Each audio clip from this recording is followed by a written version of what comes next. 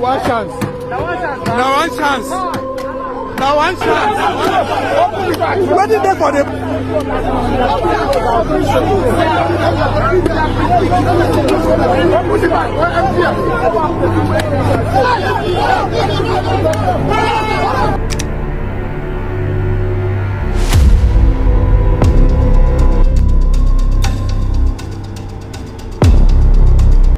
I'm into sim work. We do withdraw people's money from their account, so that is what I do. But I believe God has a reason for everything. This thing that just happened to me now, it will never happen again, and I believe it is the last talk that I will do. I will not repeat it again. This is the story of a woman, a mother, a face that looked safe, but behind that calm face was a dangerous secret. A secret that helped trapped innocent people inside a moving car of fear. This is the shocking story of Blessing, a 33-year-old single mother who became the bait in one of Abuja's most feared robbery gangs, and how one victim refused to die quietly. In February 2026, a crime happened in Abuja that left many people in shock. A crime that exposed how dangerous one chance had become. For years, people in Abuja had heard stories of cars that looked normal, passengers inside, even a woman sometimes. But once you enter, there is no turning back. Blessing, 33 years old, a single mother of one, no stable job, no steady income, used to sell SIM cards on the street, trying to survive, trying to feed her child. But somewhere along the line, everything changed. She met two men who offered her something she could not ignore: fast money. At first, she didn't fully understand, but slowly she became part of their operation. Blessing was not the one holding weapons. She was not the one driving. Her job was more dangerous in a different way. She was the face of trust. Whenever they went out for operation, she would sit calmly inside the car, dressed like a normal passenger, sometimes even pretending to be on a phone call or acting tired like someone coming back from work. Her presence made the car look safe, and that was the trick. Because once victims saw a woman inside, their fear disappeared, and that was when the trap would close. The gang had a pattern. They operated mostly in the evening when people were tired, when they just wanted to get home quickly. They used a private car, sometimes slightly tinted. They would slow down near bus stops on areas where people were stranded. The driver would call out directions. They have operated in Wuse, Bega, and Area 1. Inside the car, Blessing would already be seated. Sometimes she would even shift her body as if making space for a new passenger. That small act was enough to convince victims. Once the victim entered, the doors would lock, and within seconds everything would change. One of the men would suddenly become aggressive. If the victim resisted, they used force, wheel spanner, fist, threats, sometimes even pretending they had a weapon. They would beat the victim not to kill, but to weaken them, to remove any strength. Then they would collect phones, ATM cards, cash, but their main target was the victim's bank account. This is where Blessing came in. She handled the transfers.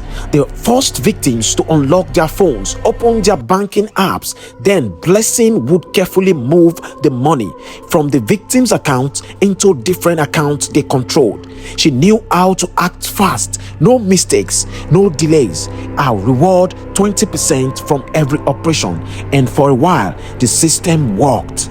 But one evening, everything went wrong. It was a cool evening in Abuja. The streets were not too busy, but not empty either. Perfect time for operation. They spotted a man, a black guy looking tired, probably heading home. They slowed down, called him. He looked inside the car and saw Blessing, calm, quiet, and harmless. He entered full of confidence. That decision almost cost him his life. At first, everything felt normal. The car moved, silent. Then suddenly, a heavy hit with a wheel spanner straight to his head, another hit to his back. He shouted, but they kept eating him until his body became weak. He stopped resisting, or at least that was what they thought. They collected his phone, forced him to unlock it. Blessing quickly started her work, opening banking apps, transferring money.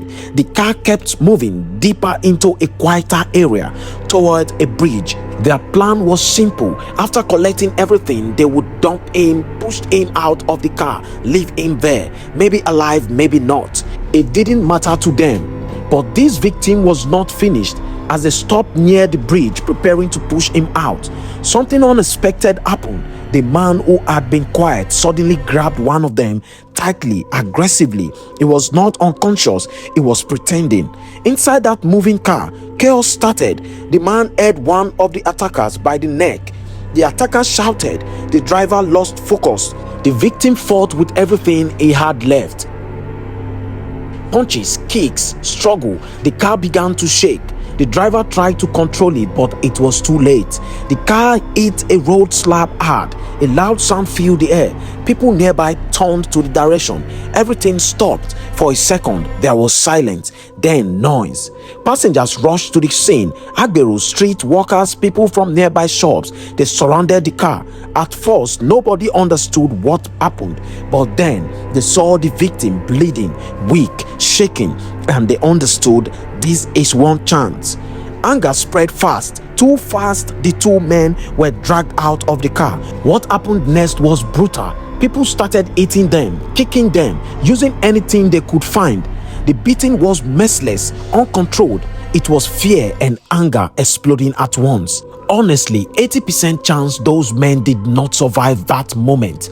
But Blessing was treated differently. She was pulled aside. People surrounded her, questioning her, shouting at her. She was scared, shaking, crying, and then she started talking. She confessed everything, how she joined them, her role, how they operated, how many times they had done it before. She admitted she collected 20%.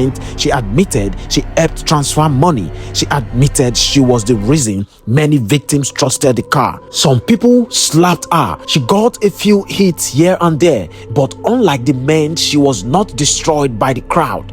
Not long after police arrived, they took control of the situation. The victim was moved away and given attention. Blessing was handed over to the police alive. The two men were unconscious, barely moving. They were also taken away for investigation. That night, news spread fast across Abuja. People were shocked because this case exposed something deeper. It showed how far these gangs had gone, using women to remove suspicion, using trust as a weapon. Blessing, a mother, a woman people would trust, became part of something dangerous, all for money, fast money. But in the end, everything collapsed because one victim refused to give up.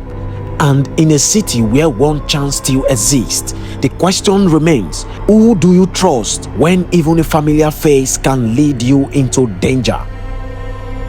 I'm into SIM work. We do withdraw people's money from their account to buy recharge card. We transfer their fund without them knowing. So that is what I do. But I believe God has a reason for everything. This thing that just happened to me now, it will never happen again. And I believe it is the last talk that I will do. I will not repeat it again. There's a general code I press. It brings out all the list of the bank in the SIM. What's the code? Star. Okay. So whichever does it work with specific SIM cards? Yes, any of the bank, any of the SIM. As long as there's a bank registered to that line, it will bring one chance. Now one chance. Now one chance, one of them. Break the glass. Where they are they?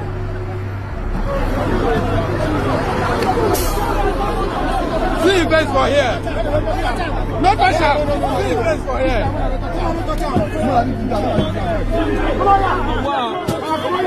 See him. See his face. No, no kill him. No kill him. No kill him. Where are you going? Where are you going? Come back here. Sit down. Sit down. Sit down. Where are you going? See them. See the other one. They see for on her hand. Many people they see for on her hand. Yesterday I had to send somebody to hospital. Yesterday. Yes. Yes. Now people catch them now. Waiting there for the bag. Waiting there for the bag.